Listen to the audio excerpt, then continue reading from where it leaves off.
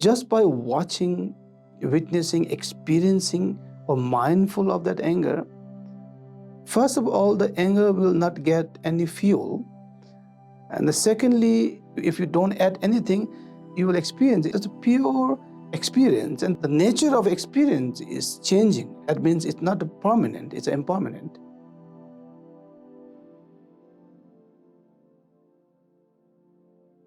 The most of the time,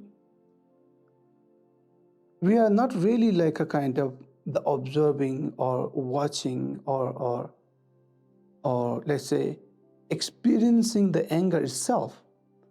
So most of the time we are kind of finding the reason of this anger. Let's say anger arise in your mind. So anger is nothing, it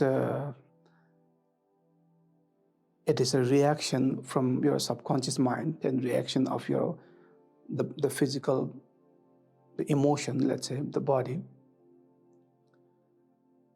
The interesting about this anger, if you watch or you could say just experience the anger itself, the raw anger, let's say, without adding any stories from outside or from inside or from past. So what you will experience is this. So it is not as bad as we kind of think or experience. Just by watching or witnessing, experiencing, or mindful of that anger, first of all, the anger will not get any fuel. And secondly, if you don't add anything, you will experience it. It's just a pure experience, and the nature of experience is changing. So that means it's not permanent, it's impermanent.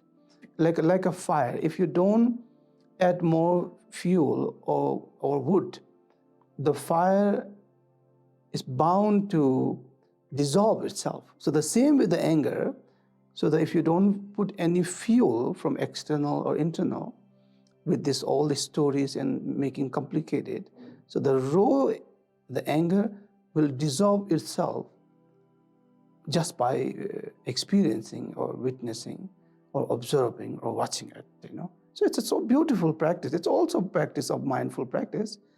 And anybody can do that, But for that, when anger arises, you have to really practice immediately. So most of the people can't do that, because they don't have a foundation. So better they meditate before when they are not angry. And there is some technique. You can also visualize some anger from past. And you can literally kind of re-visualize or recreate the whole scene in your mind, that particular event, and then you can think of that person or what he or she said, and you can pretend or imagine, in your imagination that you practice this mindfulness. You get angry, but you didn't really add the story, and you are totally with this raw experience. And I mean, that's also kind of part of in a training of meditation. And then when the real event happen, so you are able to practice it. So the what we call the first, you have to do mindfulness meditation. The second, you can just the visualization of this practice. So then you can able to apply in a real, let's say, real situation.